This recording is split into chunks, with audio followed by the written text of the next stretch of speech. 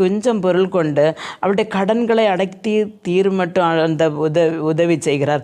அதே போல் என்ன அருமையான தேவனுடைய பிள்ளைகளே, நாம் எப்படியோ கடன்பட்டு போனோம், நாம் நீதிமான்களாக இருந்து அல்லைன்னா நம்மளால் ஒரு குற்றம் செய்யணும் கர்த்தருக்கு பயந்திருந்து நாம் கடன்பட்டு போனால் கண்டிப்பாக அந்த கடத்தை அடைப்பதற்கு கர்த்தர் நமக்கு ஒரு வழியை தருவார்.